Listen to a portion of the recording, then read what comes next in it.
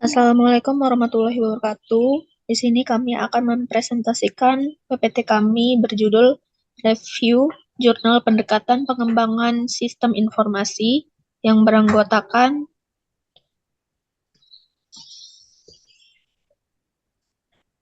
Nanda Sekar Ayuningsih, Fadila Nuraini, Raden Mas Teja Arkaan, Anastasia Dewi Sartika, dan saya sendiri Nur Rahmah.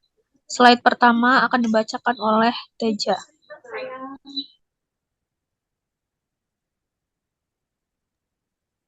Yang pertama yaitu struktur analisis dan struktur desain. SADT adalah singkatan dari struktur analisis and design teknik.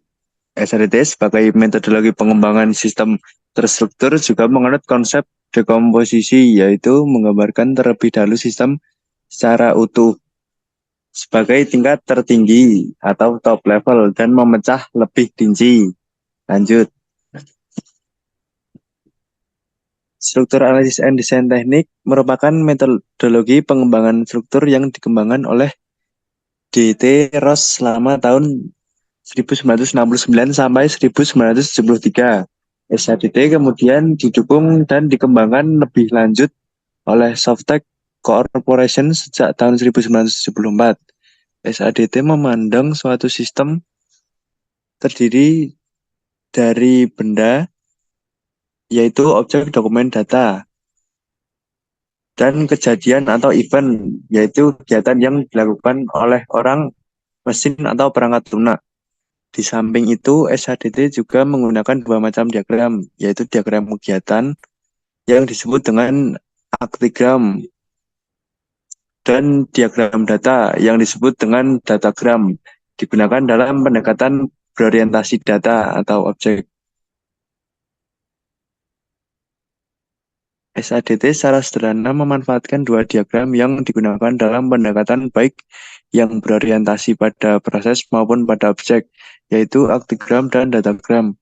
Yang membuat pendekatan SADT lebih unggul dibandingkan dua pendekatan lainnya adalah adanya kegiatan kontrol atau kontrol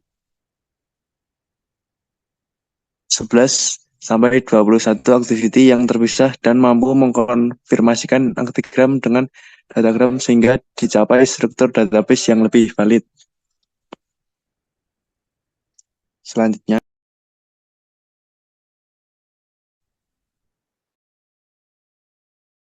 Analysis and Design. Object-Oriented Analysis and Design merupakan metode yang digunakan pada perancangan sistem social e-learning. Konsep OAD mencakup analisis dan desain sebuah sistem dengan pendekatan objek, yaitu analisis berorientasi objek atau OOA dan desain berorientasi objek atau OD. OA adalah metode analisis yang memeriksa requirement atau syarat atau keperluan yang harus dipenuhi sebuah sistem dari sudut pandang kelas-kelas dan objek-objek yang ditemui dalam ruang lingkup instansi. Sedangkan OOD adalah metode untuk mengarahkan arsitektur perangkat lunak yang didasarkan pada manipulasi objek-objek sistem atau subsistem. Metode OAD merupakan pengembangan sistem yang lebih mengutamakan pada objek dibandingkan dengan data dan proses. Metode ini memiliki 3 pendekatan, yaitu objek, objek kelas, dan inheritance. Selanjutnya,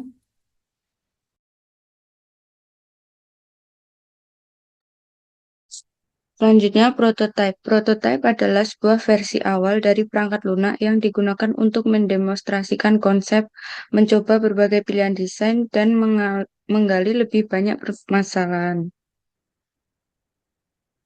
Metode prototype. Yang pertama, pengumpulan kebutuhan. Yang kedua, proses desain. Yang ketiga, membangun prototype atau pengkodean. Yang keempat, pengujian, evaluasi, dan perbaikan. Manfaat penggunaan metode prototype. Yang pertama, meningkatkan efisiensi proses pembangunan secara keseluruhan. Yang kedua, berkontribusi terhadap efektivitas proses pengembangan. Dengan melibatkan penggunaan akhir dalam putaran umpan balik, pengembang mendapatkan wawasan berharga tentang kebutuhan pengguna. Selanjutnya yaitu Joint Application Design.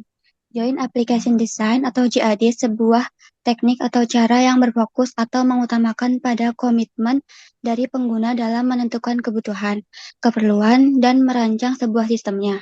Joint Application Design itu sendiri adalah suatu teknik pengumpulan atau penggabungan data yang anggota tim proyek, pengguna, dan manajemen bekerja sama untuk mengidentifikasi persyaratan sistem. Manfaat dari metode ini yang berguna untuk mengumpulkan informasi dan data-data dari pengguna. Ini dapat mencegah sistem bersifat terlalu spesifik. Proses pelaksanaan mempertemukan pengguna yang akan diarahkan oleh seseorang. Selanjutnya akan dibacakan oleh teman saya.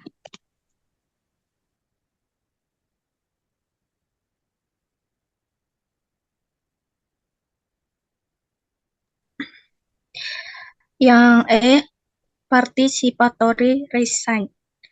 Participatory design adalah pendekatan desain yang melibatkan penggunaan akhir dalam proses desain. Participatory design memiliki tujuan utama untuk membantu memberikan pertimbangan dan pemahaman yang lebih luas mengenai kebutuhan dan keinginan user dan stakeholder. Participatory design sebagai upaya yang menjanjikan untuk mendapatkan inspirasi baru dan membuka peluang terhadap pengetahuan baru.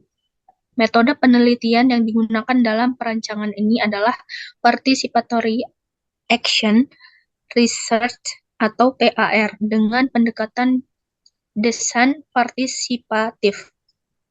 Dalam risetnya telah membuktikan bahwa metode partisipatif ini dapat dipilih untuk mendorong terjadinya aksi-aksi transformatif sehingga komunitas dan dapat ikut terlibat aktif dalam penyusunan ide dan gagasan desain. Gagasan desain ditelusuri dengan pendekatan kontekstual.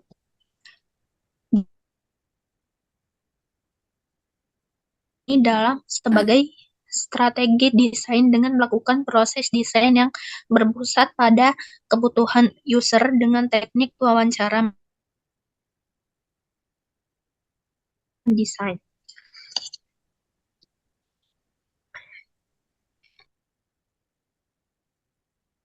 Sekian presentasi dari kami.